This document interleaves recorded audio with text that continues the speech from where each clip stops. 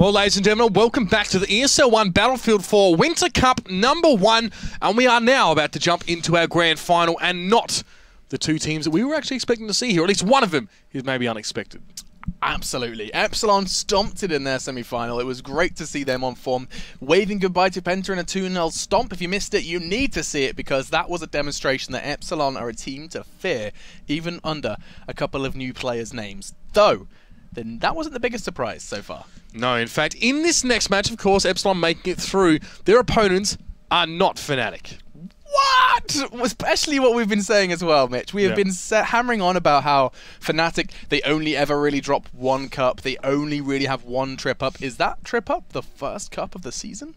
Well, I mean, if you treat it as an isolated sort of circumstance, and maybe it's nothing to really write home about, but already at this early stage, Fnatic have fallen over 2-0 against Leet. They've actually made it through, which is ironic because we were sitting back thinking, Leet look all right. Got a good mix of players in there, but to beat Fnatic, yeah, it'd be pretty tough. I thought, maybe not yet. I was like, they'll probably lose to Epsilon or someone in the semis, or however the way it was going to work out. But they took down Fnatic. I mean, Fnatic, we didn't get to see that, so apologies to you guys that we missed that one. It was almost as quick as the Penta Epsilon game as well. It wasn't close. It wasn't close. I did see a little bit of discussion regarding some disconnects. I think Fnatic had some connection problems. So let's just take it at let's not take it at face value, and also say that Fnatic may have had a couple of problems during the game. But that does not take everything away from Leet, because they're a team who I almost feel like Fnatic could have attended. You know, I feel like I've seen Fnatic play 4 versus 5 or in worse circumstances against some I would regard better teams sometimes. Like they have made Penta and Epsilon both look like, you know, amateurs in some games. The fact that Leet have picked up that victory still means an awful lot. And now going into this one, we have a real crazy grand final on our hands. Epsilon up against the new boys, Leet, the new blood, Leet. And we've been kind of hammering on about Epsilon after that game. They looked great up against Penta. And then we've got Leet. I'm actually really excited for this. You can see the smile creeping onto both of our faces. This is super interesting as well, because all the guys in this game, bar maybe NTQ, have played together, and Zam as well. So 8 out of 10 of these guys have been on the same team at one time or another. It's Epsilon versus, of course, we're safe. David, Smashu is from MYM, of course. I mean, Zam is in the mix, and so is NTQ. But these guys, I mean, I don't really know how serious a game this is going to be. These guys have already been joking around so much in the pre-match chat here. So it'll be very interesting to see what happens. And, you know, after toppling a team like Fnatic as well, you've got to wonder, do Lead to have enough left in the tank to finish this off? Yeah, that's the big question, because you go through, you beat Fnatic, you feel like you've won already. You feel like that was the grand final in your books. Now you've just got to play some other team for some other prize. But no, you're right. This is playing for the big bucks in one sense or another. This is all about getting, you know, your name on the board as early on as you possibly can. As let's jump on then into the action. It's our first half of our first map going into Operation Locker for our grand final. So, as per usual, we have that standard little fight on the outside of the map. It's going to be Horek stepping up against David here. Two guys who just know each other inside out as Battlefield 4 players here, so it's very interesting to see this head-to-head, and David, the seniority, the experience pays off, and he does get the kill there. And the bomb is about to be picked up here by Hunter. Right, so, no surprises yet in terms of classes. We do see the... he is starting to kind of see some mid-control. I'm not too sure whether or not they're going to go fast or slow, because Hunter, he was an individual that you highlighted, and quite interestingly highlighted as someone that a lot of players fear, especially in the Oceanic scene, as someone that they kind of see as a standout individual, especially for his age, which I'm always such a sucker for. I'm a sucker for like a young up-and-comer. That's such a lovely storyline for me, and I love seeing that across all esports. Like, you do see these kids who are like born and bred esports, and they like grew up wanting to do what they can, and already it seems like he's been a big part of that already. Horek has found another frag, rocking the ECW this time, so a couple of changes in terms of Arsenal coming into this grand final.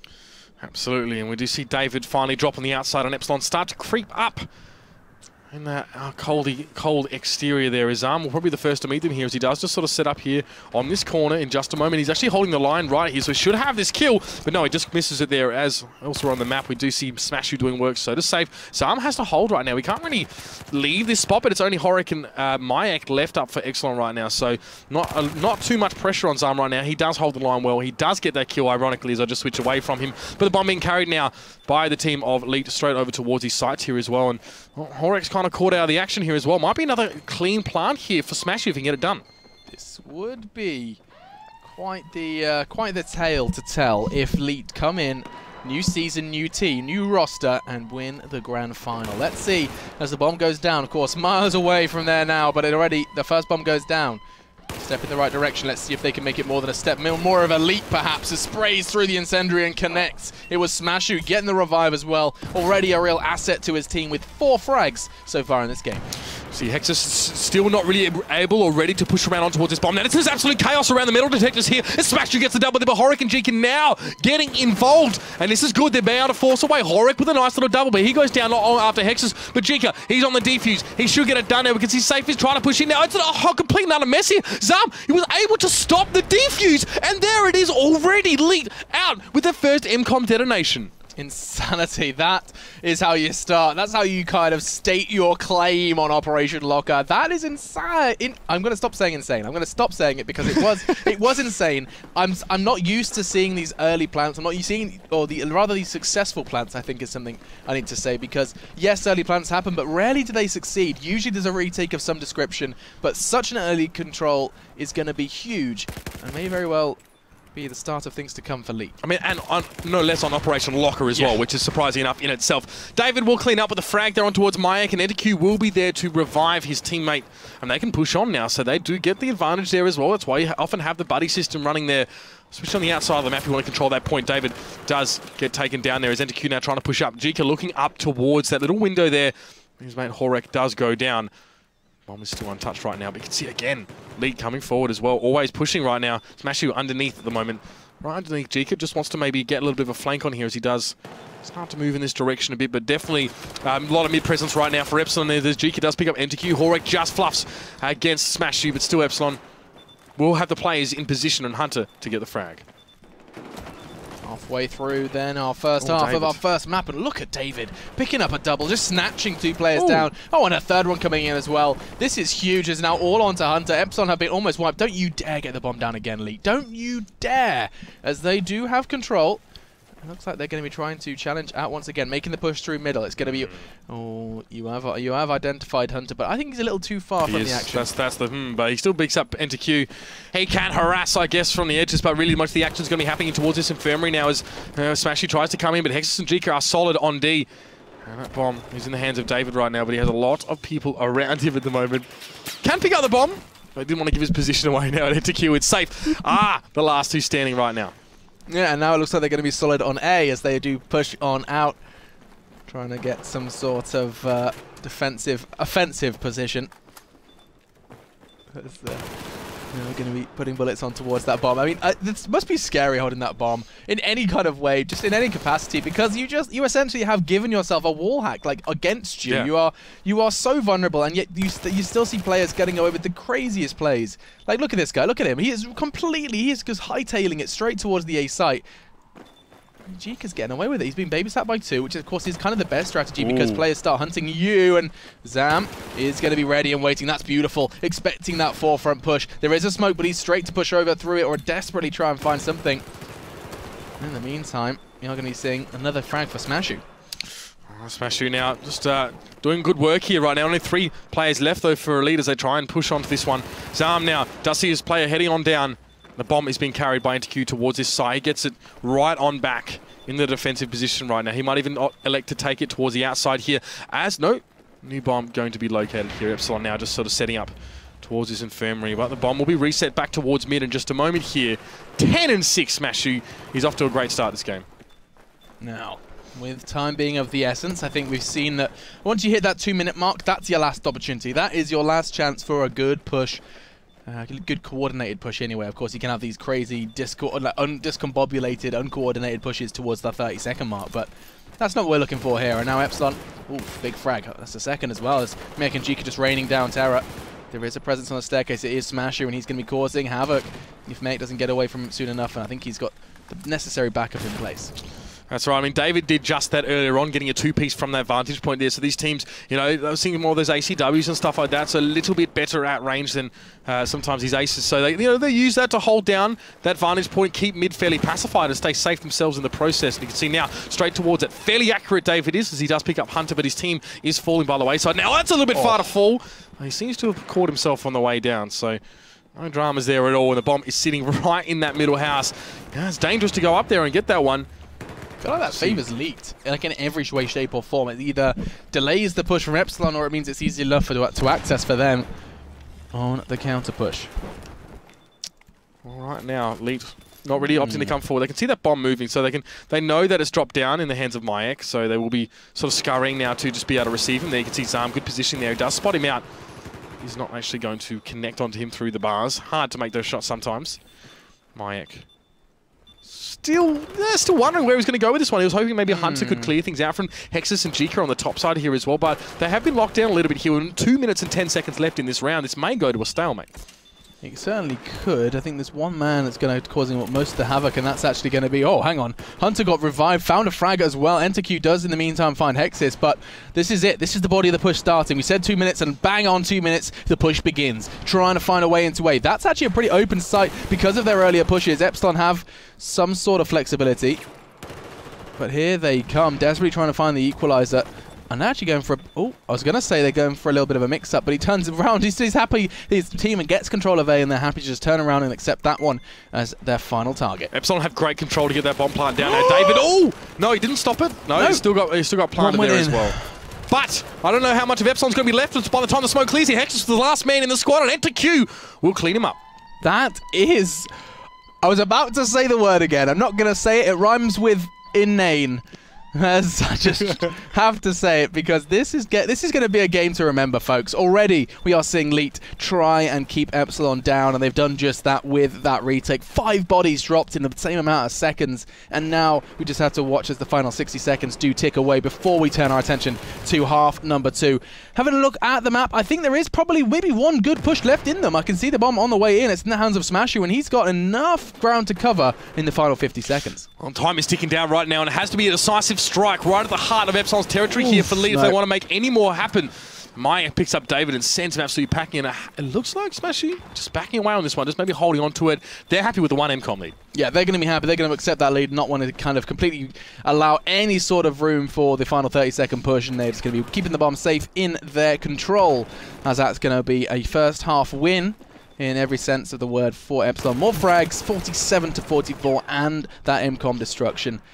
And we're going to be seeing a very tense second half now. Let's not forget, though, I mean, it's only earlier on this evening where we saw Infamous coming back from that very similar position. This is close stuff. This really is after that first round.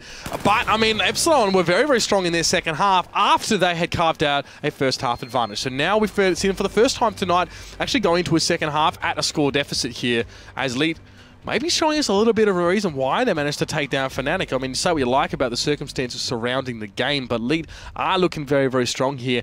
Up against a team who I was sort of beginning to start to think was going to be the next big thing, I guess, the big giant killers. This team, hey, they're not new players, but they are new in this formation here, and they're doing some serious work. I think that is going to be the fairy tale of today's Cup, of this kickoff of our winter season for the ESL One Battlefield 4. It's just quite simply... Where did this team kind of form? At what point was this decision made that, okay, guys, let's give this a go?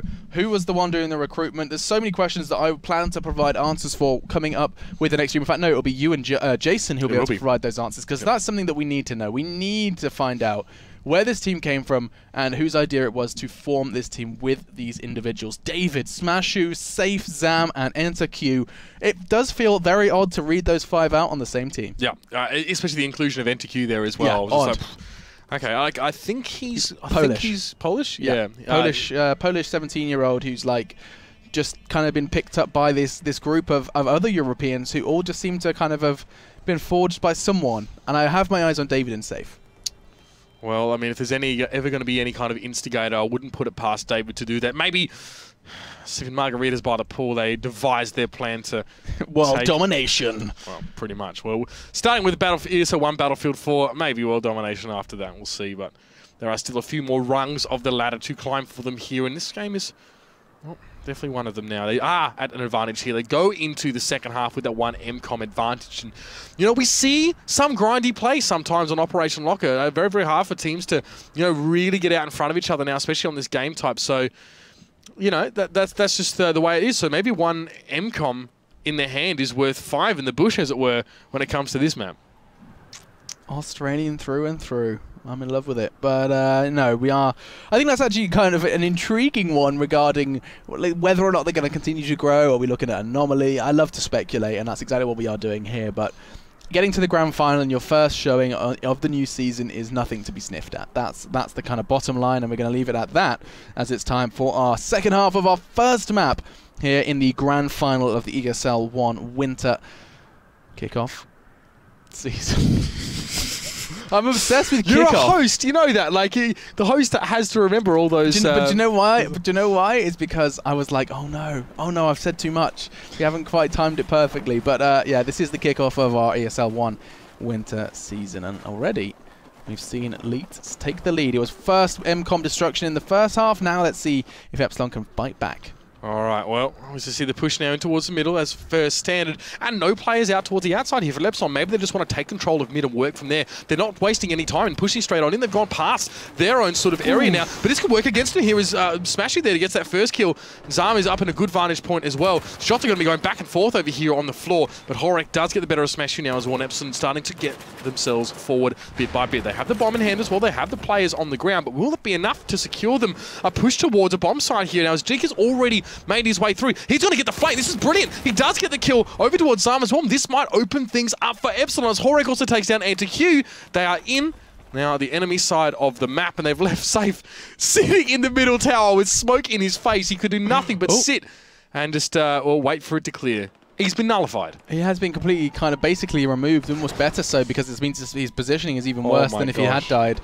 And the bomb does go down. Epsilon are making this a real grand final. The bomb goes in early, and they're already starting to take control. EnterQ bites back, though. The man from Poland is trying to prove his worth, and he's done so already. Hexis gets one. Hunter as well. They're all fighting back. Kind of tit for tat is the word I'm looking for. Hexis. Last man standing. Last man standing. It does have the spawn in as well, and it does go straight towards him, so Mike is getting himself on the side here. But if this gets defused, they could be caught out here. A lot of people spawning in on this one here. Can they get the defuse? Yes, they do. Leap manages to secure that one and Fearless takes down Jika there. So Safe doing well considering he was the only guy there, but it wasn't long before he went down and the bomb is replanted. And that is because purely Epsilon spawned in riskily to that situation. I mean, yeah, kind of congratulations to them for stopping the bomb from going down, but the haste in which that bomb was replanted is insane. I've said it again.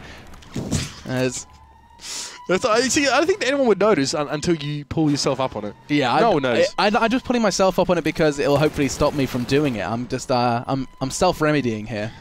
Is that like self-medicating? Is that the same thing? Yeah, no, you provide a remedy for yourself. My remedy is calling myself out. That's Safe and Jika going head-to-head. It does look like the second plant was all it took, and we are going to be seeing a level playing field for our first map here on Operation Locker. This has been very, very quick, far quicker than we saw early on. 2.5 minutes into this half, and we do have an MCOM detonation coming out from Epsilon, and it wasn't just, it wasn't luck, that's for sure. They pushed in, they had a plan. It was a beautiful flank by Jika on towards Zarm that set that one up from the very beginning. So, you know, League now have to just dust their shoulders off a little bit here and just keep moving forward now. Safe again, caught up in this middle tower here. Don't press the E button, bro, if you don't want to be banned. Definitely looking for targets here to pick up. And well, this was kind of Epsilon's plan earlier on. Epsilon wanted to flood in towards middle and take that bomb, and it seems to have worked out an absolute treat for them. Yeah, I mean, that was a necessity at this point. You wanted to get an early equalizer so that you have plenty of time to try and forge a win off the back of that. And Epsilon have done just that now. Bomb straight up in the middle. This is where usually that higher ground can cause a whole lot of havoc, and doesn't look like it's going to be happening just yet. I think you can see the bomb has been retrieved by Hunter, and he's straight away getting in towards that stack. Oh, I tell a lie. Spoke too soon.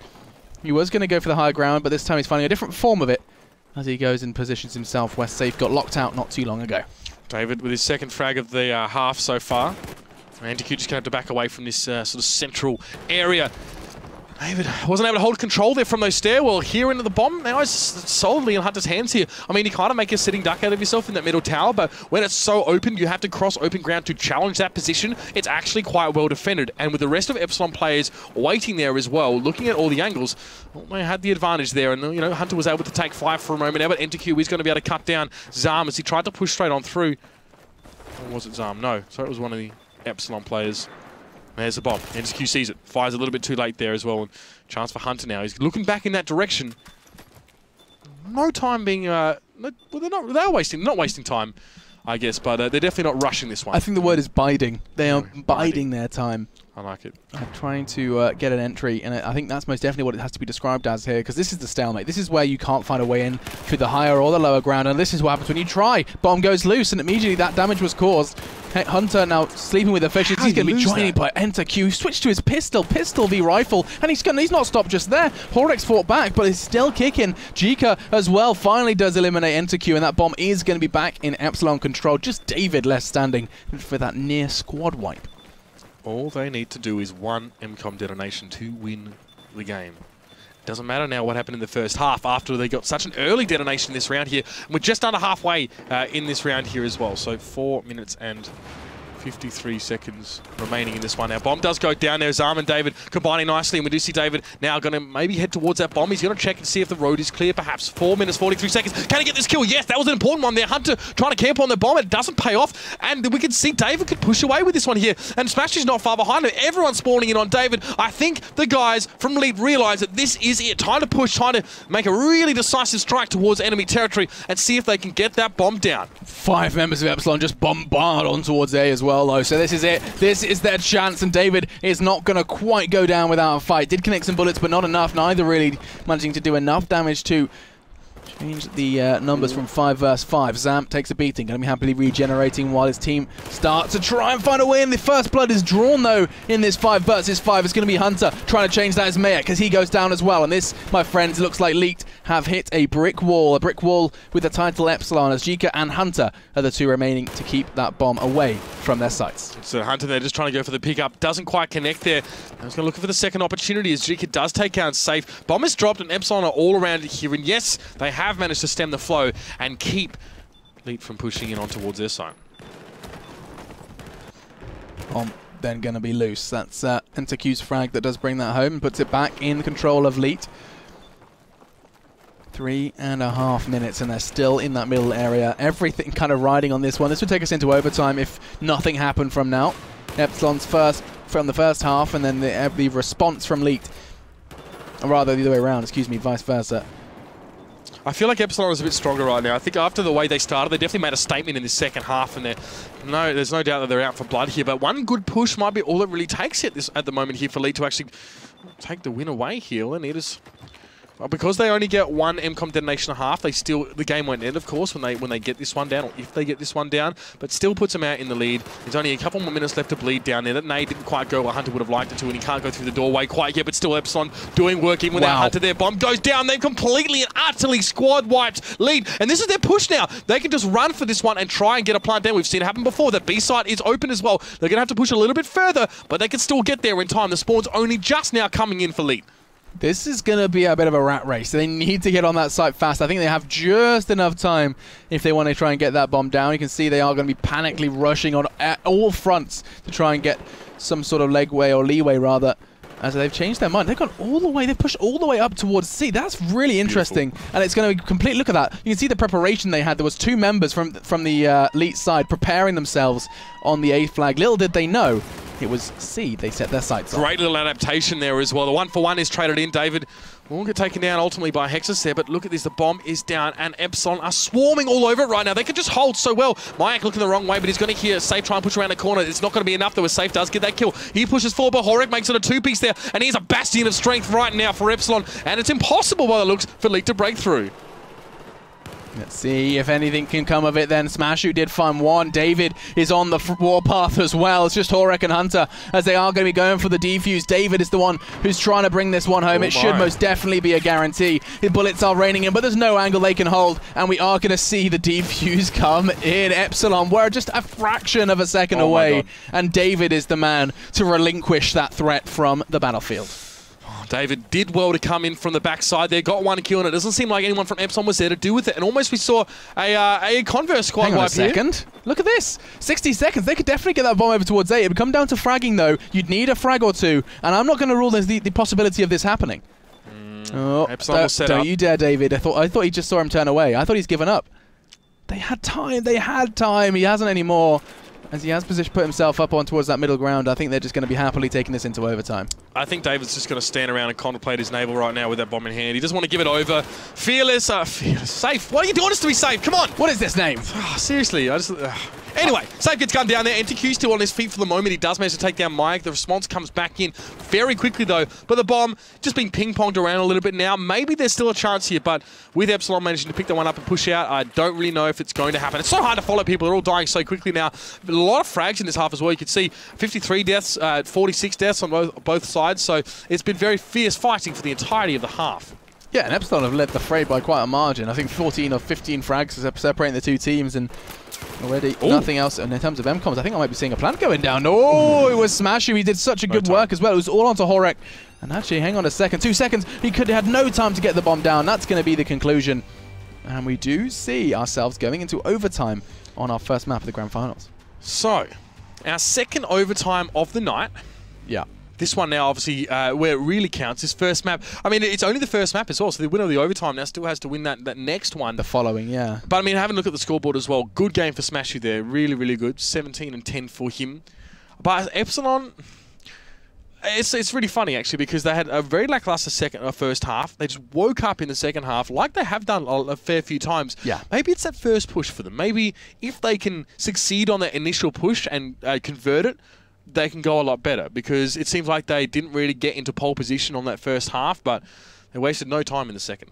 Yeah, I mean, that was... I'm going to use it one more time. I don't want you to ready yourself for it. That was insane. Honestly, this is the grand final. I'm really, really ready to cast all 3 maps. I want 3 maps. I want it right now, and I do hope that we see a good overtime as well, because there is this slight problem where you can encounter with an overtime where someone just gets that bomb down so fast that you almost know it's over. You almost can guarantee that there's no way they can beat that time, and I do hope we have a real level balanced overtime.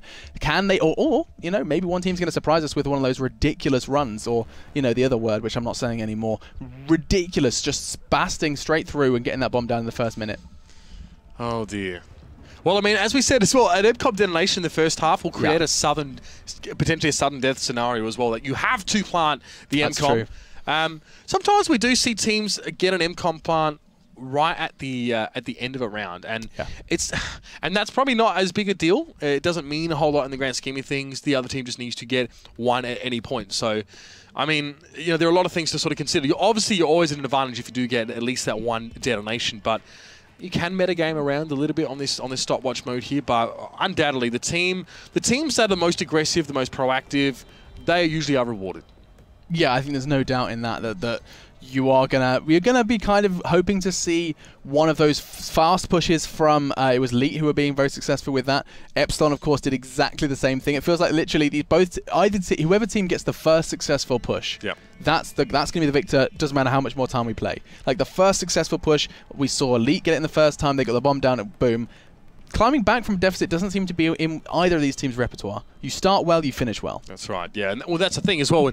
We have seen, what we probably will see, both of these teams have to do that. We saw Epsilon have to climb back from a deficit in the first half. I mean, this could go either way as well. Now we go back to an even playing field, and that also is interesting. Psychologically, it also has its own importance as well. So, obviously, back on Operation Locker, we now have a 5-minute counter. That is our stopwatch mode here, as we do wait for the teams to get themselves readied up to head onto the battlefield. And yeah, I want to see some aggression. Both these teams, individually and collectively, are excellent players, individually speaking. You know, you have some teams where you have, like, some players maybe aren't supposed to be big fraggers. They're the tactical minds, they're the cool heads, they're the morale boost. Both of these teams have some very, very strong players. In fact, they all are. Yeah, you know, I can't name one player who I don't feel like belongs here.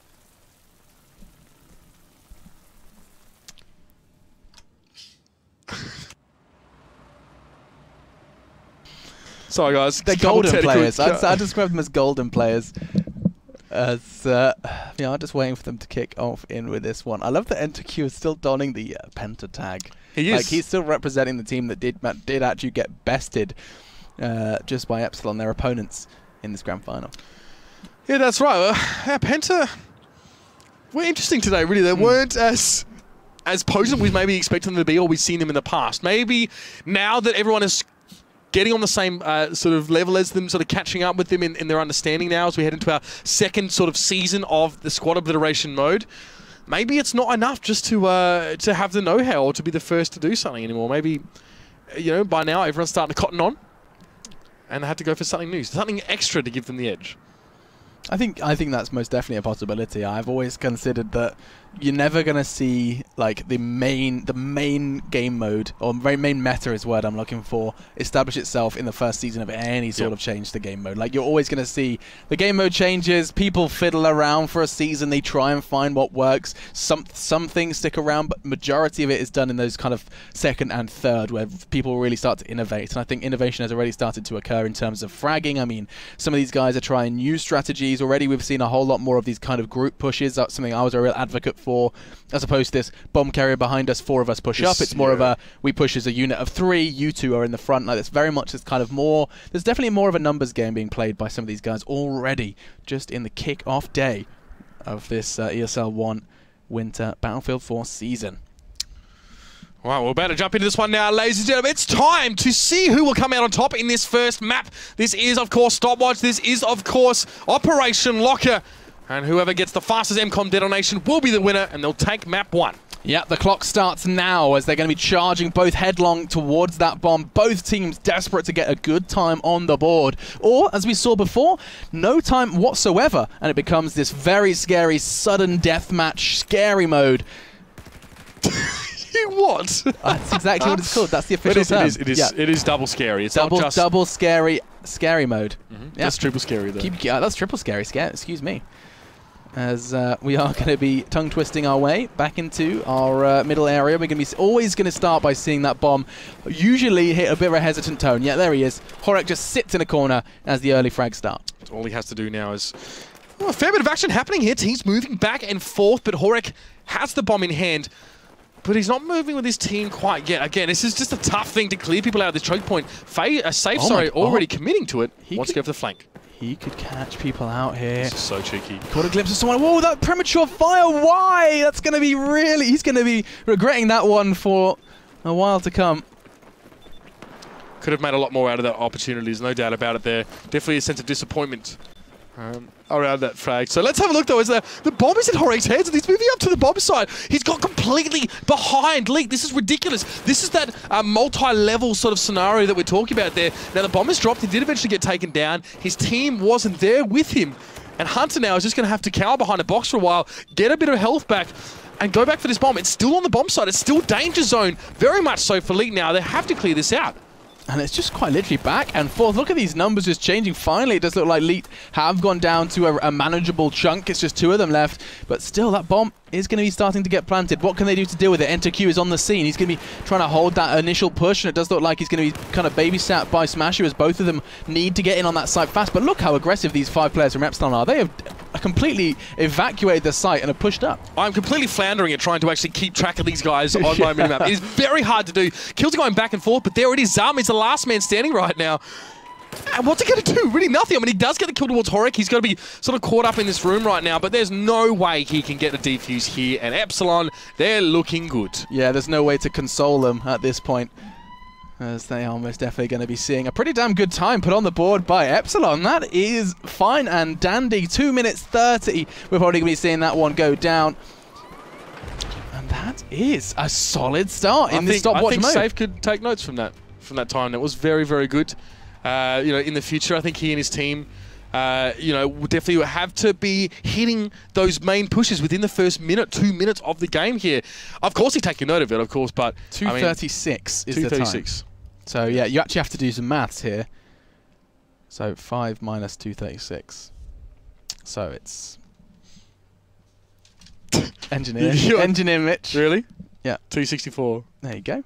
264? Yeah. That's not right. So 3 minutes 4 seconds. No. Whoa. Yeah, it is. 264. Add it on. So you have 436, then add 64, you have 5. Okay, you're speaking different language. What? So that's it. 5.00 take 2.36. Yeah, but this is time, Mitch. This is time. 5 minutes minus 2:36. I'm not reading that. I'm reading it as numbers, not time. Yeah, I know, which is why I was like, 64? What are you chatting? 64! Fine. I guess it's 2:24. There we go. Thank you. That's all I needed. That's all I needed. God help us. Okay, 224. I'm getting frazzled. Like, it's seriously, like, these games are so intense. Trying to follow the action is, like, taxing my mental bandwidth. Honestly, I feel very... Like, Mitch has been a trooper this evening. He's been doing all of your observing, as well as your casting, as well as your hype. He is the man who's been working so tirelessly throughout this one. So, a little bit of credit where it's due, while I struggle to do very simple maths. 224, then, is going to be the target. That's going to be the one to keep your eyes on the clock. As soon as 224 passes, there is no way the MCOM can go down in the same time. All right. It doesn't leave a lot of time at all for Leet. So, as I said, these early pushes have to be coming out. And these opportunities, like, for example, we did see, you know, Safe in a position to make a flank. He didn't really commit to it, didn't jump down into the hole, and he sort of took a little bit of a pot shot. Can you imagine the amount of disruption he could have caused if he'd actually managed to get that kill or more? He really would have been able to mix things up, and that's what we saw GK do, actually, a very similar flanking maneuver, and it was what actually gave the MCOM detonation over towards Epsilon in our normal time. It was a very, very big play. Yeah, it's gonna be really intriguing to see who takes this first map. As we said before, there's both teams have this kind of air of when we succeed, we continue to succeed. I haven't seen the comeback story just yet from either of these, but to be fair, they haven't been given the opportunity to do so. Maybe this is their chance to prove their worth in a comeback scenario. Either way, though, it's going to be really intriguing to see who picks up this first win. It all comes down to time. Time is of the essence for this one. Absolutely. As 2:36 was when the bomb was planted in the previous map, so they need to get a better time than that in order to pick up victory here. Yeah, so they really have no time to waste. And 2.5 minutes is not a lot in the grand scheme of this game as well. The amount of time it takes to get from one side of the map to the other and all the rest of the stuff is a lot. It's not a small map. Yeah. It is a big map, and walking from one end to the other is costly. So, you know, if you think about it, it was a very quick plant from Epsilon in the grand scheme of things. We rarely see teams in normal time get those plants down at like 7.5 minutes or something like that. So that is just how quick it's been there. And now we are into our countdown for this one. Both these teams getting ready as well. And you can imagine sweat starting to bead on the foreheads of Leet as they realise they may have been able to take down Fnatic, but perhaps Epsilon are going to be proving to be more of an opposition. They most definitely could be. As you can see that lovely little doodle on his arm. I think that's a Teemo he's rocking on his arm. Look at that. Representing across all different genres of games. That's an Epsilon logo. Oh, see, there's only one man who's actually deviating from the pack. And he's killed himself. It was Horek as well. He was really upset that he didn't put the right arm logo on his arm. Probably one of the guys that bleeds blue and white more than anyone else in his team with without the logo. Brilliant. Anyway, we're into this one now. Time is 5 minutes. That's how much we have in this round, and they must get a plant quicker. 2.36 minutes. 2 minutes 36 seconds, actually. So, let's get back into the action already. Time has begun to tick down. 20 seconds, that's gone. They're starting to appreciate every second they have now, as things are starting to get deep for the elite side as they realize that every second counts. And look at Zam. Hang on a second. He could actually come behind him if he pushes completely through this, completely unfazed. He might. He could. He most definitely could.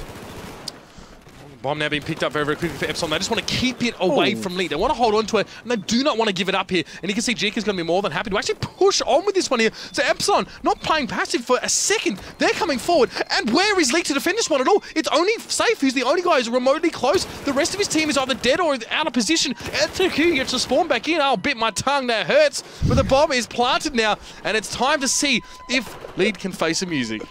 I physically heard you bite your tongue. That was an experience.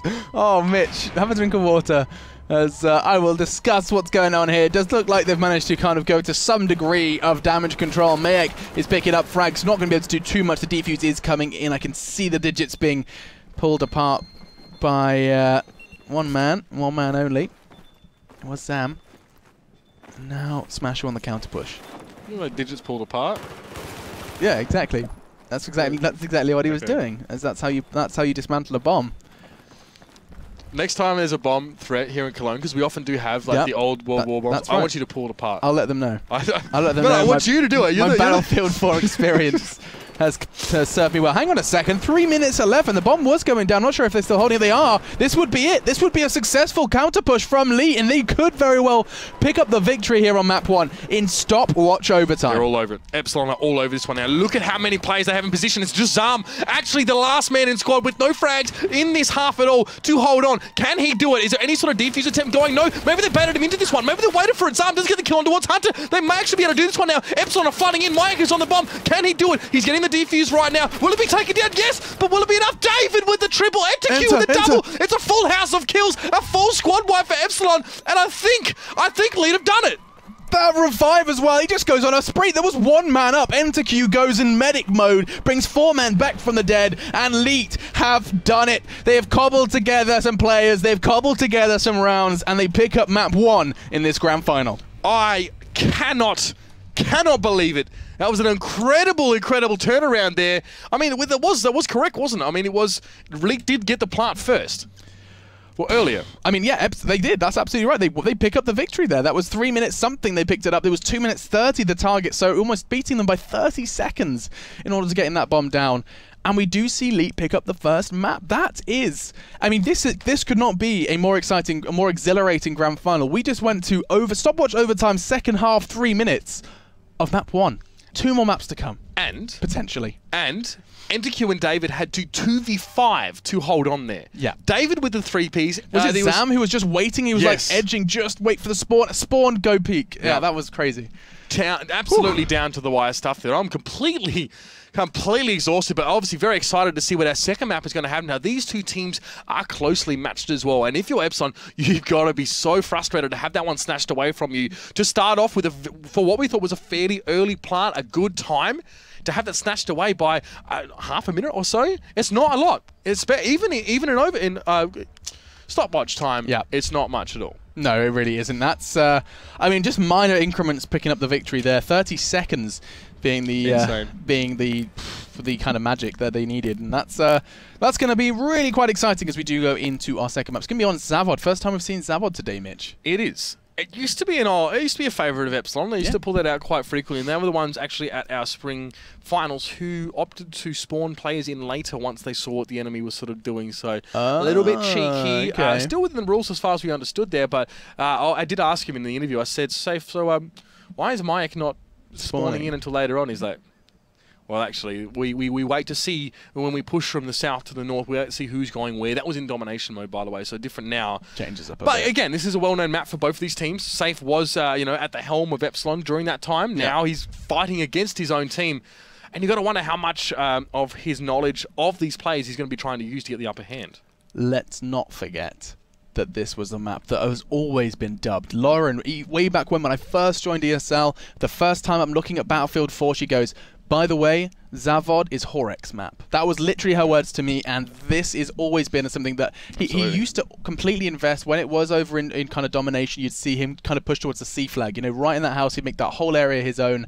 Intriguing to see how that translates into squad obliteration. Absolutely. We have seen Epsilon play on this one a few times as well.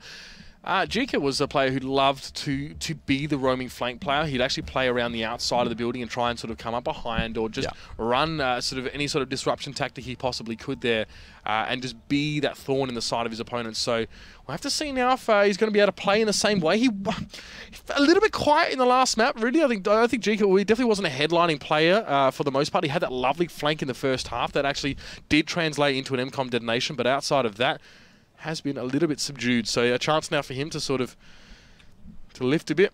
The old Russian tanks here. I do love Zavod for that. You know your tanks well. I thought I was quite proud of myself for knowing like Tiger tank, and that was pretty much about where my knowledge stopped.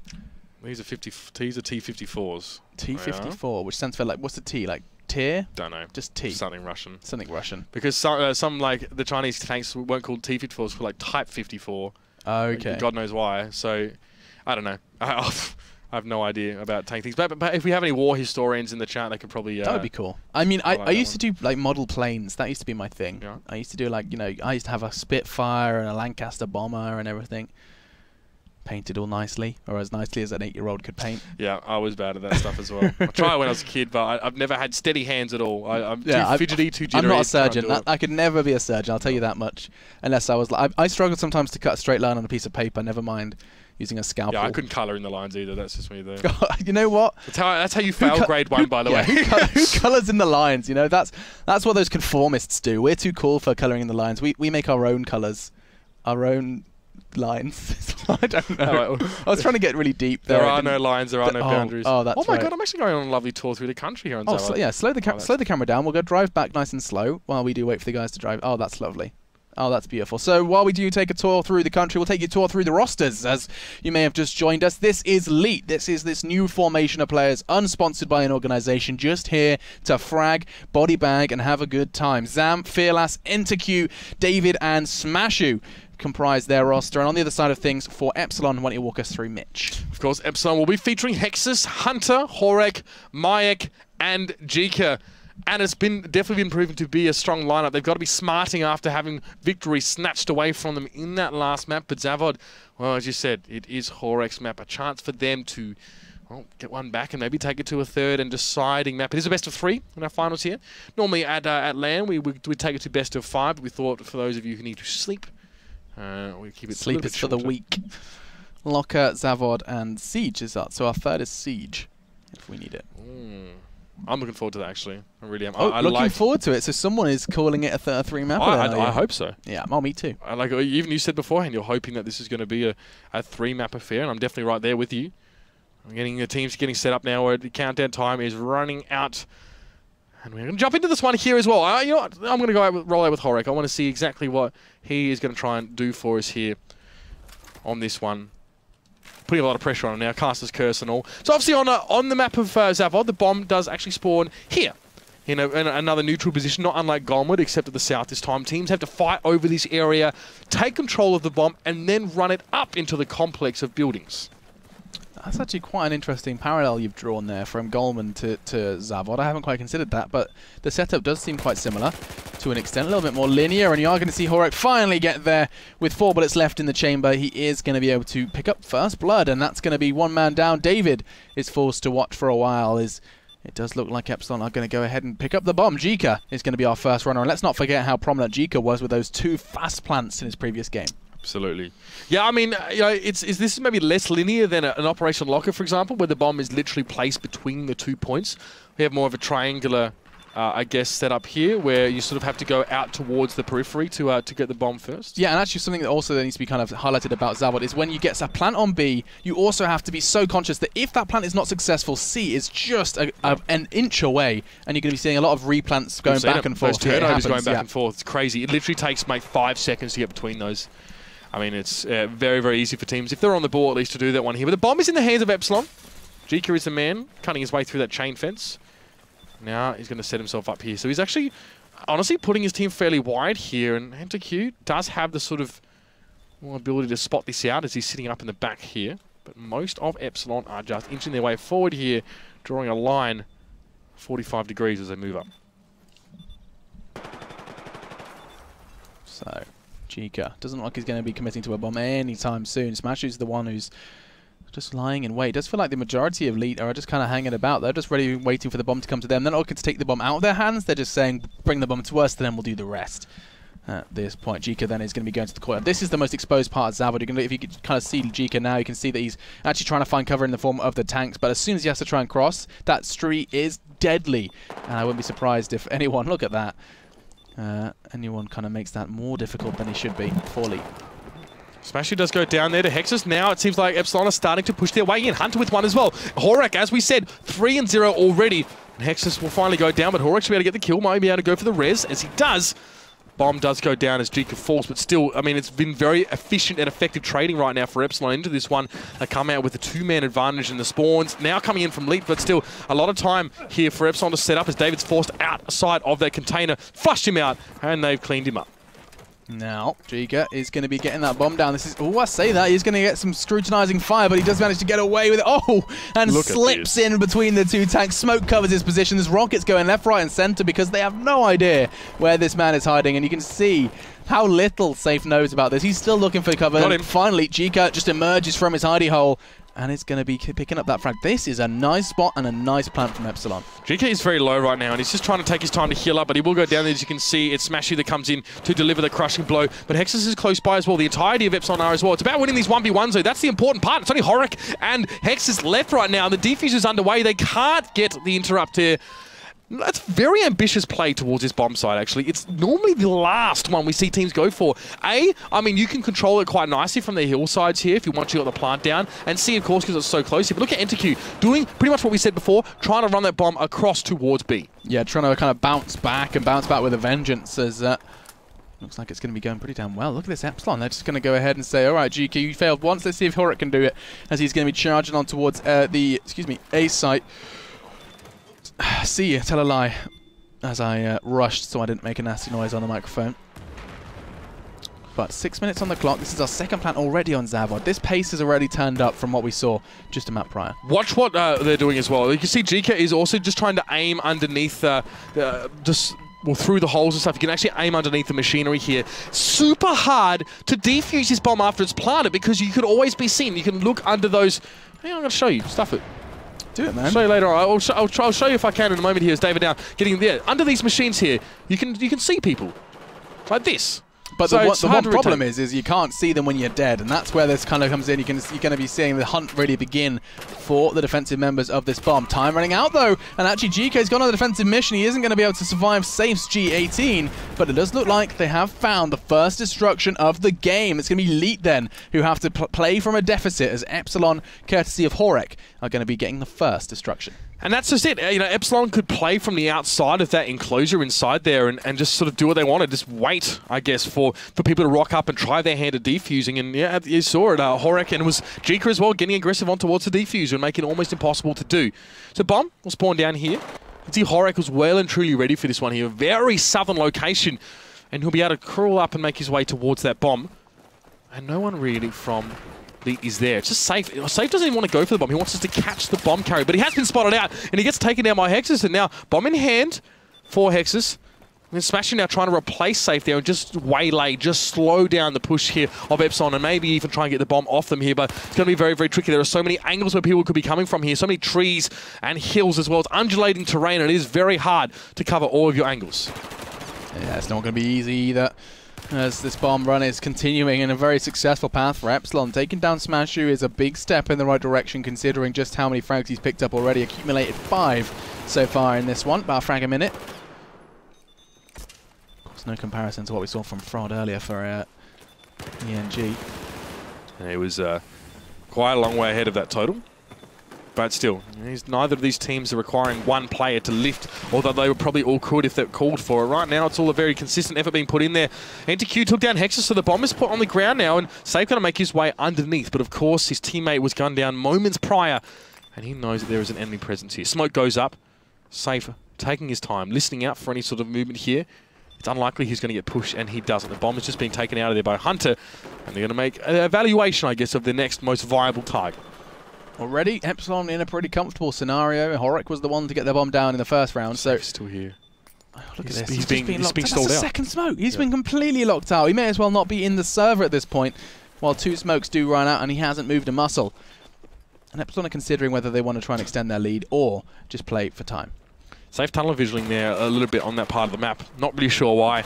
Expecting maybe a push to come through there. He could see the bomb indicated through the wall, so hard to say where it was going to come from there when Hunter had it in hand, but now he's taking it towards the outside here, and you can see David is going to make the push up there, but they were ready for him the whole time now. You can see it. All these trades, by and large, are going in favor of Epsilon. It is 31 kills for them and 15 deaths. It's very, very advantageous for them right now, and they are just walking up and down. They're losing 1 player, and they're taking 2. Losing 2 players, and they're taking 3, and they're starting to take ground bit by bit as well.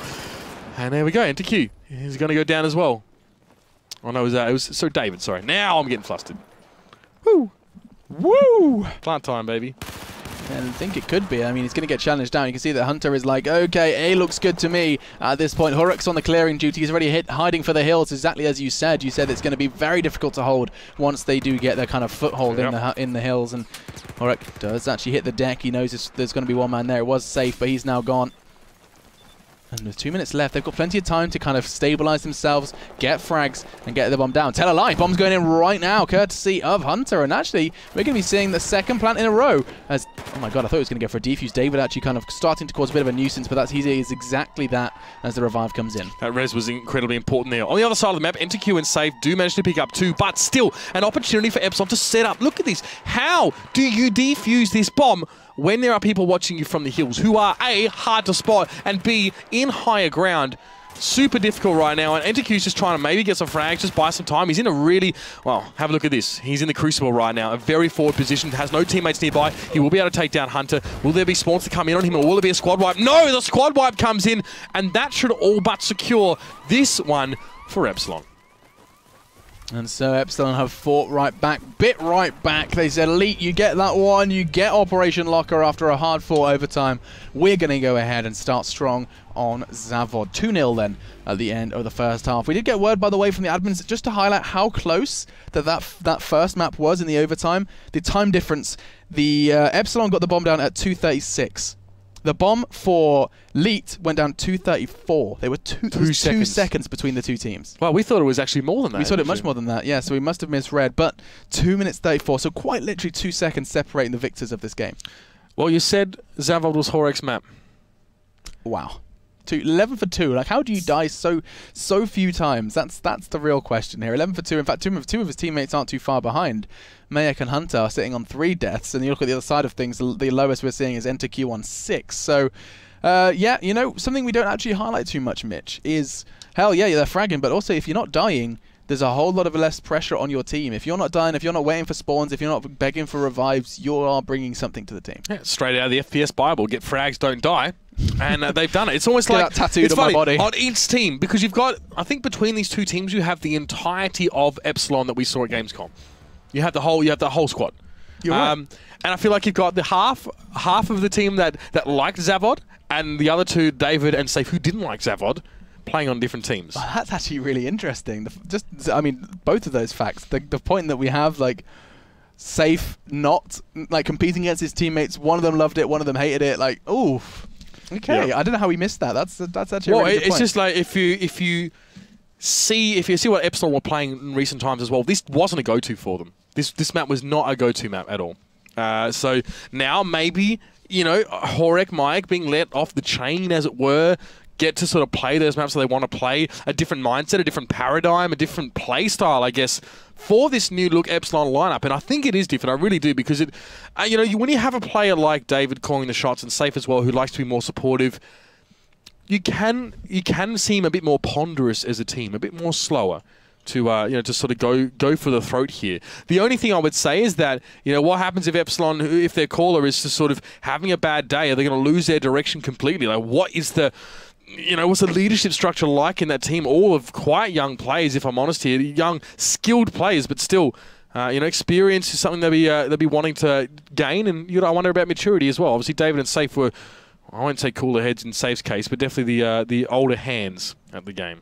Yeah, I think there's no denying that they were the kind of, not bad, I hate to say backbone, but they were definitely integral to what the structure that Epsilon wanted to work with. Like, that was what the Epsilon team wanted to be. It was definitely under the direction of both Safe and David. Now both of them departing for this new roster and leaving the others to kind of find something on their own. Majority of them mixing it up, picking up the new faces of Epsilon, and they're going to be, I mean, seeing Hunter play for them is quite exciting. This is really interesting, actually. Only 2 or 3 players here for Lead are actually spawning down by here. The entirety of the Epsilon squad are spawning towards the south where the bomb is. So, obviously, Safe and NTQ just want to set up here in the north and prepare for something. Maybe they don't want to contest this bomb, but they've still committed 3 players to this, where Epsilon are fanning out. First on the scene is going to be Mayek, because he's actually going to choose, like, he had the option for the higher ground. He wanted to go faster to the lower, but he's been spotted, and that does mean one thing, and that means he's going to get hunted like a dog, and that dog has been cooked by the nade, as we are going to be seeing Zam and Virep You're trying to be fast, trying to be fast food, and now we're going to be seeing the first minute pass with just the one frag so far. Important to point out as well that NTQ and Safe, when spawned from here, they both got wrecked immediately. Just completely shut down as they pushed across. So maybe not the wisest move to sort of split their forces so early on. But the bomb has been picked up. Yeah, there's a lot of fierce fighting over that one here. Smashu does get a revive as Horek does fall foul of his bullets. We'll probably look to pick this one up now as he trying to find that figure through the trees, and he does. Gets on towards Mike there with the shots. Horek went down as well on periphery now. So surely he's a chance for Smashy to pick this one up. He's going to back up towards where his teammates are. NTQ there in wait. He's also regenerating his health over time now. And Lee can set up now for a push, but there's going to be a few roadblocks in the way. Maybe more than just speed bumps now as Hexus and Jika will be waiting to receive this push. Okay. Slow and steady does it as that bomb is going to be, I was going to say under threat from Hexus, but no, David, nice defensive work from him. Does get the vital frag. Jika happy to oblige with the revive, and it's just going to be a little reviving trail as now he does get brought back from the dead as well. Bullets exchange, and oh god, finally Jika does find it. Merrick in the meantime onto Safe as well, and Epsilon, it's all coming up Epsilon as they pick up 3 members, now 4, as it's all onto Zam to avoid the squad wipe. Well, Sam, what can you do from this position, really? It's a tentative one, if anything. And his teammates are able to spawn in on him, and thank God, because I don't know what I was going to say after that one. Save me from stuttering myself to death. And now Zam is out in front here. Most of his team actually fanned out, almost like a semicircle around the map here as well. But look at this, Horek has broken through, sneakily through those tanks. He has spotted Hexus. Oh, and look at that kill on towards Smashu as well. So he's in a great position right now near the A site. Maybe he's just trying to pave the way for the bomb to go there. But Hunter was carrying it. He now drops down. You can see it on your small screen there. Mayak will head in to scoop it up here, and is an option. It might well be here. You can see the Epsilon have good control right now, but it's very close to the spawn here for Lee. Not forgetting that Epsilon, of course, picked up a 2-0 in the first half. And so one extra plant here would secure victory. And it started now. Leet. Are we going to be seeing a third map? The answer to be provided in just 45 seconds' time. It's now Smashu looking to try and find a way to defuse this bomb. I think he's just going to be going for it. Look at him. Positions him nicely. Tucks himself in and... Where are you, Jika? Jika, where are you? No time for that. He's going to spot him, but it's all too late. What on earth was that decision? They had players there, Mitch. They did and they didn't. I had a lot of Epsilon players who were already involved in their own sort of skirmishes at the time. They actually had a few down as well. I think they had 3 on the map. So, and they were all over here, 1, 2, 3. So I don't really understand that. They didn't really give much thought towards the bomb. Yeah, it's almost like they forgot that they had the bomb down. I don't know. I really don't know. But now, like, I mean, this is not bad. I mean, taking the bomb over towards here for Lee is a good idea. We saw it worked out really well for Epsilon in that last round. And Hunter, now as the last man in squad, does get a cheeky revive and has a spawn in on him. So Epsilon now rebuilding a little bit as the bomb is slowly carried over in this direction. But Smashy not wasting any time. Just backing up here. Doesn't want to throw himself into this one willy-nilly, as it were. And he's waiting. You can see Zam set up already close to that seaside. Will that be enough, though? Will that be enough to pave the way as he tries to push out? Because Hexus was there. Hexus was also able to take out Elite players. He pushed up those stairs. The aggression coming out from this guy. He's going to have to put it to good use now. And Mayak will clean up Smashu. Rip, boys. And Hexus now running and gunning. See if they can find anything then. With Mayak at the helm. I mean, he's so vulnerable now. 20 points of health and they know exactly where you are. That's just asking for a nade to land on your face. Instead, it looks like bullets are going to be doing the job as he does get tanked up even further. Horek still doing damage, but no frags coming off it. It spoke too soon. Zam down. And this is just looking all bad for Leet. To now just 2 members remain. Their squad is taking a beating. And the bomb has gone down once again, this time on B. All right, let's see now what the response is going to be like here, because this will be it, to be honest, for Leet now. If Epsilon can complete this one, they managed to turn things around. They themselves were in a fairly scary situation, but they've always been, always been in front, always seemed like they've been the better team on this map especially. It definitely doesn't seem like Zavod has been friendly to Leet at all. And now with the bomb down, you can see Epsilon just roving between these points here, just trying to clear them out. They're down to 3 players, but so are Leet. Okay. Doesn't look like they're going to... find too much on the retake. Hexus and Hunter desperately trying to do something. Last man in squad. No, they're fully wiped. Leet should be able to get on that defuse, and they are. It's going to be Smashu who brings that one home. And a sigh of relief across the board for Leet as they are going to continue on to try and get... This is exactly what we're talking about. The rubber banding, the bouncing between the 2 sites. You get the defuse, you get the plant. And if they can get this, they would have about 3 minutes left to forge a second and pick up the win. Jika, though, is close. He wants to make his way in. If that bomb does go down, has been now planted, so that was fairly quick. Off the back of that one, there's not really much you can do as well. If you get wiped in response and have the bomb defused, then yeah, on this map, absolutely, you can expect to have it planted on you. It's such a short distance between those two now as Hunter is quickly trying to get on the defuse. This is so hard to defuse from here, and that's what happens. That is exactly how you stop them. That's why it's just really, really hard to actually play from that side, because you always kind of should expect that side to get tacked, but down to 2 players on Leap, down to 3 on Epsilon here. Smoke comes up. That's the correct play. He's going to dodge 2 nades coming past. He will have time to get this defuse now as Horek is sitting on this one. But Sake comes in. This might be enough. He might have had the interruption there. David with a double as well. The defuse going to come out. Hexes. He's fighting against time. No! There you go. That's my sound effect of the explosion as it is all done then for Epsilon, down to just Jika, and that's going to be not the equalizer, but one step closer. In order to take this into overtime, for our second overtime of this grand final already, we would need to see the comeback of a lifetime for Elite. And I say lifetime, they've only existed as a team for about 5 seconds, so let's see if they can do too much more with this one with just 3 minutes left on the clock. Let's not forget, they had just 5 in the overtime and they managed to get that bomb down. Let's see if they can do it again on Zavod. So cheeky, wouldn't it be, to sneak 2 wins away from Epsilon here? You know, games that they really have no business winning from the positions that they were in, but I think maybe Elite might be in the business of winning games they have no business of winning. Let's see. As Hunter now pushing up in between these tanks, and David and Safe, brothers in arms, will be moving up now to try and stop this one out. They do know the bomb's approaching. They can see their indicator here, so David has a good idea of where it might come from, and Safe does get the pick up there. That will be scooped up unless Hexes has something to say about it, but dead men don't speak. They do not indeed, and I'm looking to see how the counterplay from this one. They are going to be charging in if Leap get this bomb down. Oh no, Jika's down! Don't spot him. Zam! He had the Pika's advantage and everything, and now it does feel like we are going to be seeing another bomb go down. Safe, don't you dare. This would take us into overtime. This would take us into our second overtime of our grand final already. We're just 2 maps in. As now, it does look like he's actually taking his time with this one. I know he's got to get to B, but he's actually kind of deciding the more vulnerable route, it seems, at this point. And with only 2 minutes left, he has hit the brakes somewhat. I don't know whether that's tentative-wise or if that's tentative-foolish. Well, he's just waiting now. As we can see, Epsilon have managed to push out towards his B side, and they do know that is where they need to be defending right now, amongst those tanks. Those T-54s.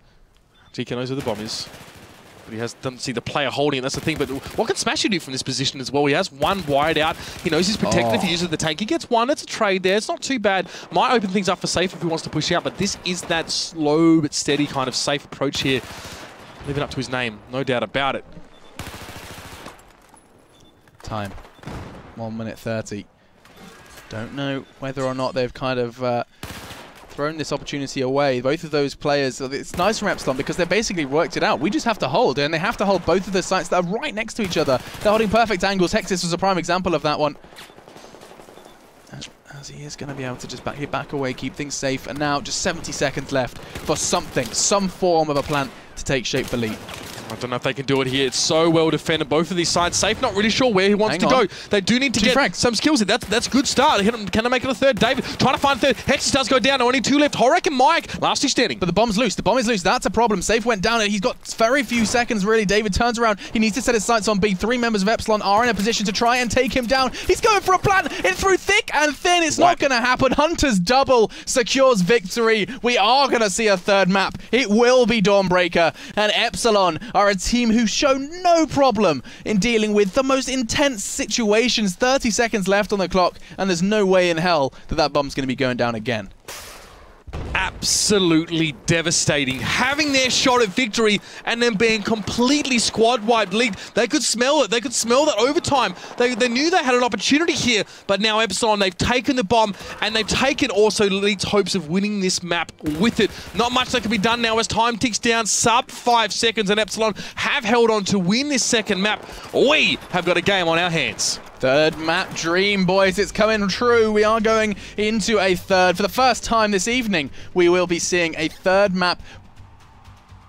That's wrong. That's the second time this evening. Good golly, Miss Molly, I'm wrong. But either way, we are going to be seeing the fragging capacity of both teams made clear. I think it's always seemed to be the case with Leet. They've always been within like 3 or 4 frags of each other, majority of them. Like, it's insane how all of these players with all of these different backgrounds have come together and are playing so evenly. So here we are. Scoreboard in front of you now. And we will be going on to a third map. Dawnbreaker is going to be the one as well, and this will be interesting. I don't really know, actually, what to expect from both of these teams on that one. We've already seen it tonight. It does have elements of being a slower map here, but there can only be one winner. Only one winner. And we've seen some interesting games so far. But what we will do, though, is we do wait for this next one to go underway. So we're going to go to a very quick break and get you guys to sort of recharge a little bit, get your energy pumped up for this next and final map here in our grand final. We'll be back very shortly.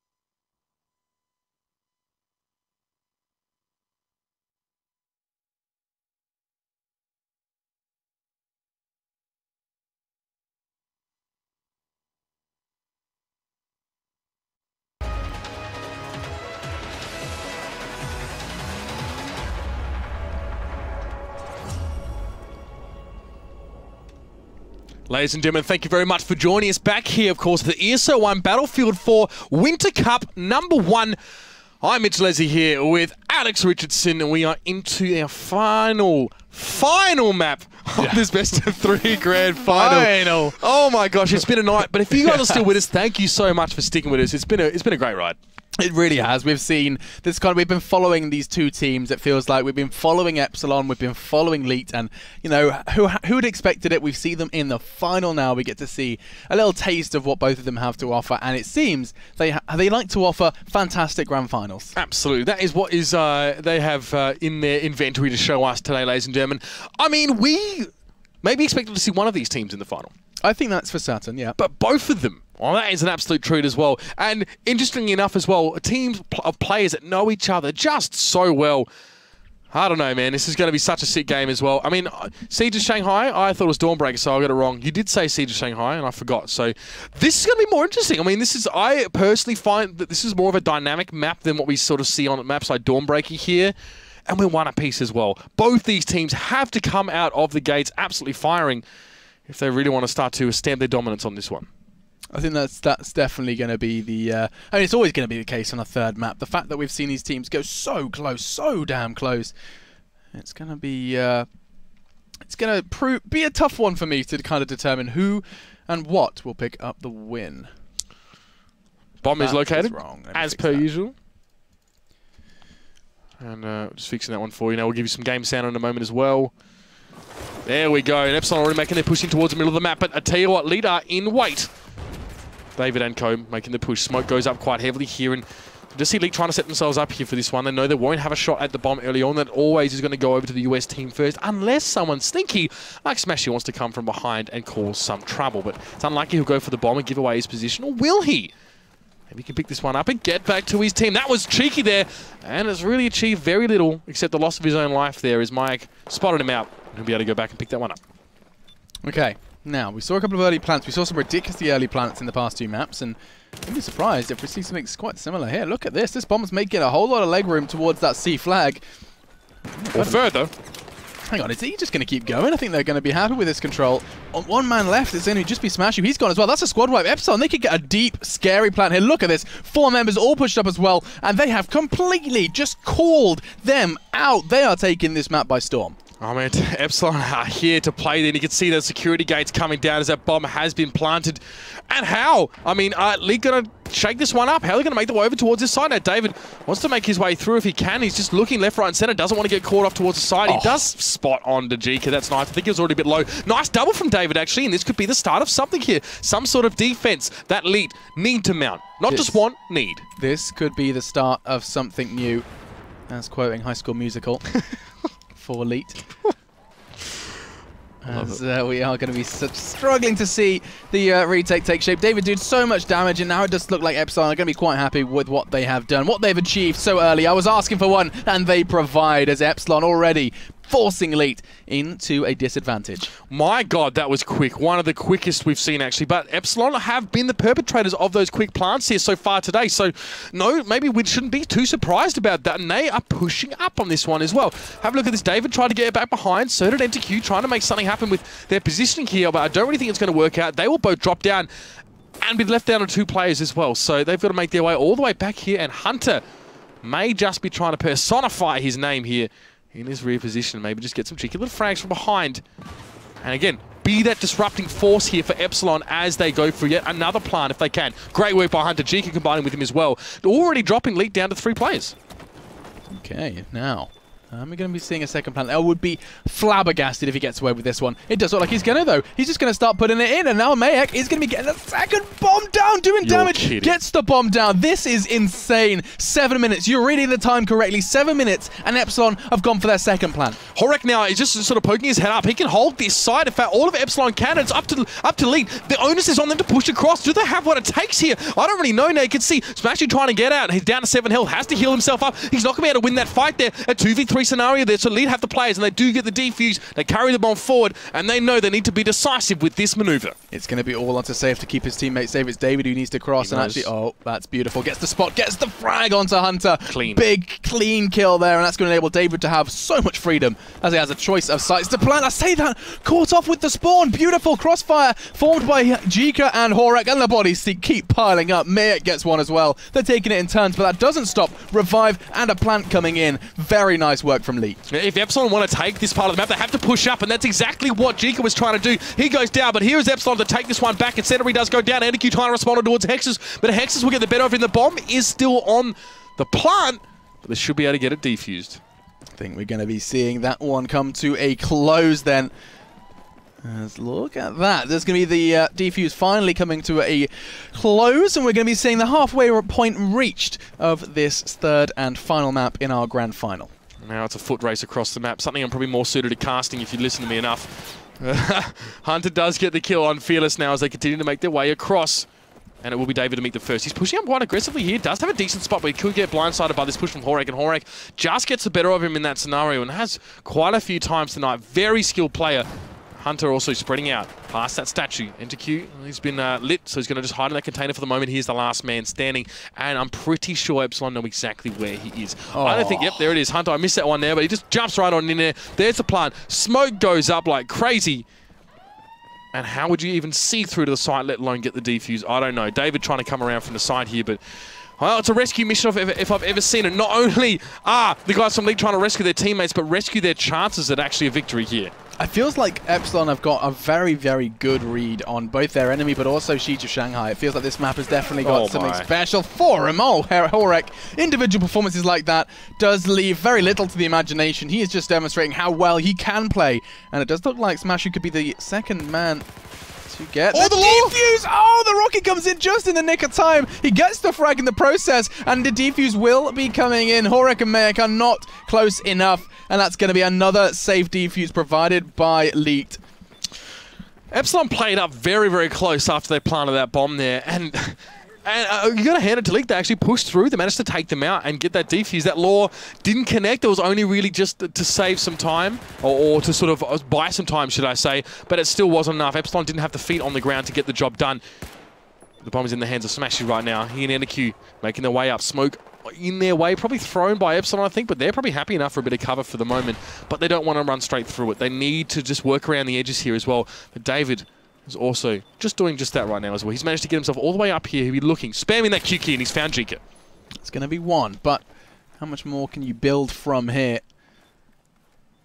As they know exactly where he is. Time, though, they have time. No, no, he doesn't have life. It's going to be Hunter who does get that trade-off. Bomb is loose, and it doesn't look like it's going to be easy for either side to retrieve that one. Sam just tried to take 5 and get some health back, but it's not going to be enough there, as NTQ does poke around to take down Hunter, and the bomb is still yet to be picked up. NTQ's going to wait for some teammates here. He doesn't want to go straight in for this one. Likes to play a little bit wider here. Hunter is absolutely shanking it to try and get up towards the enemies here, and the bomb is in his hands. He does get up the kill and make it a second here. He does see that cheeky head poking up, and Hexus will finish off David for him. Okay, 3 minutes left. 3 versus 3. As both teams have managed to dispatch of just 2. You have to, I mean, it feels like Epsilon have had complete control of this game, but you have to hand it to Leet for kind of making an Epsilon like this with this amount of prowess, just have the 1 MCOM at this stage in the game. That's credit. That credit is definitely due to Leet, as they managed to kind of somewhat sate this crazy Epsilon side. I mean, I don't think Lead are going to be satisfied with the credit here. They definitely, you know, fancy themselves a team who can take this one, and why not? They're 1-1 right now. Don't forget the shenanigans that went down in the first map, especially in that extra time in our stopwatch period here. So they've got what it takes, but it just seems like consistency is not really something that they are able to sort of produce right now. I mean, look at the scoreboard as well. 56 kills, 28 deaths for Epsilon.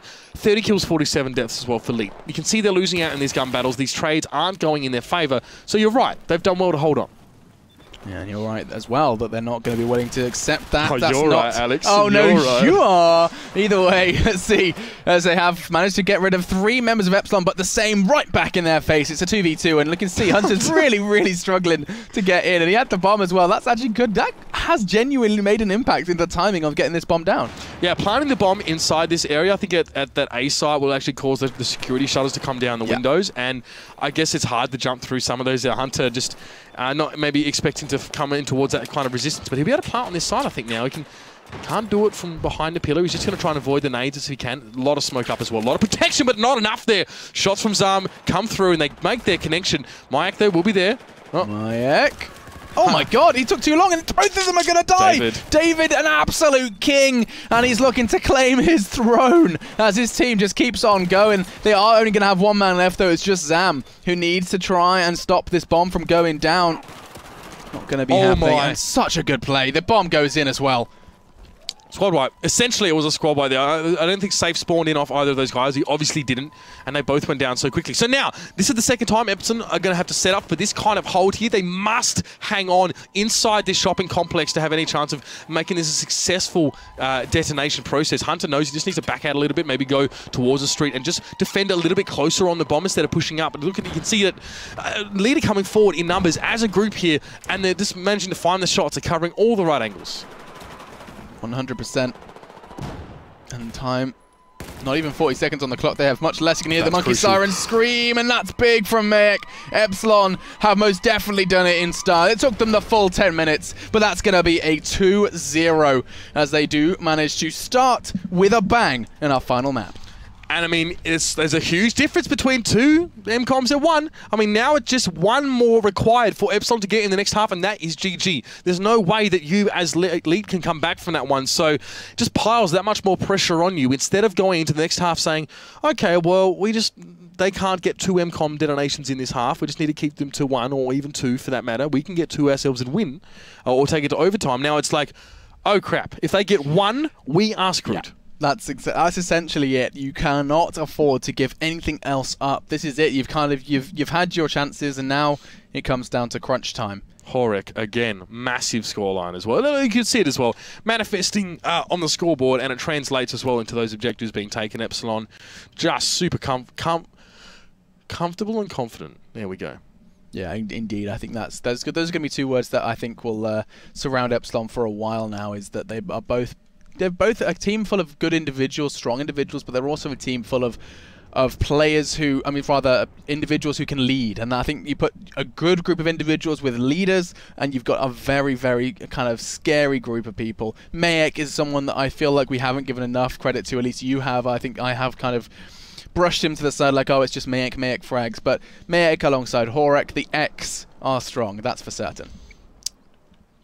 Well, definitely crisis mode here for Leaders. They're thinking about their last shot at this one, really. Crisis mode, or we just got to the grand finals, lol. Well, I mean, if you saw Smashy's tweet after the game, probably more lol. I'm not going to repeat it on here, but it was definitely a bit of a jab at Fnatic, who have always been known, or at least a few of their members have always been known to rub the salt in a little bit if they do get the victory. But this time, they're the ones producing the salt. They do drop out in the semi-finals 2-0. So yeah, I mean, sure, if you're Elite, you'll be feeling pretty good, but you'd be the same like, well, if we beat Fnatic, why can't we win this game? What's there to stop us? Why would we go from beating Fnatic now to losing? To, you know, I wouldn't say that Epsilon is much weaker a team, but they have proven to be on slightly a lower level. So I would be almost expecting to win this one. I think Epsilon have got no excuse to lose this one now. I apologise to anyone that has like some sort of epilepsy as we stare at this screen. You know, I remember when TVs used to look like that. Like you would actually see the pixels from the sofa. Like that's definitely changed. The old cathode ray ones. Yeah. God, yeah, cathode ray tubes. Well, countdown now underway. Again, I mean, there are so many options as well for Epsilon here. I think it is harder to play from the north. I think it is harder to play the Chinese team. These bomb sites are far deeper within this sort of cloistered area. You have to push across a lot further, whereas bomb site C is in much more of a neutral location. Yeah, I agree. However, bomb site B, highly assailable. Definitely easy enough to get into there as well if you can make a decent push. And there was a lot of cover as well. See these concrete blocks? Can't be blown up. Yeah, I think, well, I mean, it does mean that you're very vulnerable to nades, though, because the only spot after that bomb goes down where you're safe is proning behind those blocks. Easy vulnerable to nade, easy vulnerable to law. You are going to be very, very predictable when you get that bomb down. You're absolutely right. There is a slight bias, I think, in favour of the US side on this map. And right now that is in the hands of Leet. So they've been operating at a slight disadvantage. Let's see if they can use the advantage as they do take the US side to start things off. Also, Enter-Q. Wait, what? Did Jika just get a frag? He did. He just took down one. Enter-Q. It was Enter-Q who went down, and I have no idea how he found a frag at that pace, just sprinting to the long street and finding a really, really impressive pick. Yeah, I think there was quite a few guns trained on Enter-Q's position at the time, so he probably got chunked down from those sort of short-range weapons just sort of spraying at him. But still, it's been enough to do the job. Now, David set up well. Does get one kill. Almost had the second there as well when he's having his teammates contribute there quite nicely. A smasher as well adds to his own tally. They must not let Leet get... Well, no, they must not let Epsilon get any MCOM detonations right now. So it's just super high pressure. They can't make a mistake. They must dot their I's. They must cross their T's. They must make sure they've ticked every single box here and not... Well, you can't really afford to make any failure. Yeah, there is absolutely zero chance that they can... Margin of error, there you go. Margin of error, room to maneuver, exactly. And oh dear. It does look like they've kind of failed that hurdle, as Epsilon have managed to dispatch 4 of the 5 members comprising the squad of Leet. This grand final has gone all the way. Enter-Q pre-firing that, nothing going to be found just yet. Where's that bomb now? It's going to be on the kind of long road back towards the blue side of things in the hands of Horek. Epsilon, of course, just needing 1 in the 10-minute timer of this round to pick up defeat and to pick up the grand final victory here in Cup number 1. The wheels are turning and Epsilon are steamrolling their way now in towards elite territory. Hunter will be the first one up and towards the balcony. He did see him. The little spot did come out. The little triangle there does give it away. And Zam, well, there's not much he could do there. He was surrounded on both sides. Hexus did go down. He's going to be revived by Hunter now. It's got to be a quick plant, and they've got to spread out. They've got to use the side buildings here. Great foresight from Hunter there. Even after Hexus made things a little bit harder by killing Jika, he's able to take out safe. And now, where the heck is Leet? They have got 2 members left, Zam and David, to do everything. Make it just Zam. Epsilon just taking on leaps and bounds. The spawns are awful, and Epsilon are about 20 or 30 seconds away from grand final victory. That's it. This could be it right now. They've got so much ground to cover, and they're being held at bay by Jika. 1-man army right now, and he is preventing them from getting remotely close now towards his bomb. They will try and circumvent him, looking for Hunter right now, but Hunter knows. He knows they'll be there. It's safe. There's no time to waste now. You just have to take your chances and hope they work out. And they're going straight towards Hunter. They will be able to double down on towards him now. Still 2 sitting up on the side. Mayak is going to be there. He's going to slow them down as much as he can. And it does look like we have a winner. They leave the server as soon as they entered, and it's going to be Epsilon then who do thrive in that final map. Siege of Shanghai is Epsilon's domain, it seems, as they pick that one up, and pick it up fast. A slight hiccup for them in that first map there, of course. Operation Locker Room didn't quite go the way they would have liked to, but they've just made good on that one there. Zavod was a dominating performance from them. Siege was a very dominating performance from them. Took him a little while to put those 2 MCOM detonations together, but that is that. And we have our Cup number 1 champions. Epsilon Esports have done it. They triumphed over Leet, and they didn't even have to play Fnatic to be the winners this time. Yeah, I completely... I think a fantastic way to start off our new season. Not seeing Fnatic in the finals, it sounds horrible to say that that was a high point, but the fact that already competition is high. Competition is high in this cup. There may have been some connection issues. We don't know the depth of that, but not seeing Fnatic in the final, things are changing. Straight up, right there. Other things to note for us, Mitch. Leet, where have they come from? Absolutely. Well, we know where they've come from individually, but this performance from them as well has been absolutely excellent. We didn't get to see the Fnatic game, which is a shame. We would have liked to have seen how that one would have gone down, but well, there we go. Our Cup number 1 has been taken by Epsilon Esports, ladies and gentlemen. It's been an absolute pleasure to have you here with us tonight. And next week, do tune in, same time at 7 PM CST for, of course, our second Cup. Of course, it's going to be myself and Jason Kaplan there bringing you all the action. But ladies and gentlemen, for now, good night. We'll see you on the battlefield.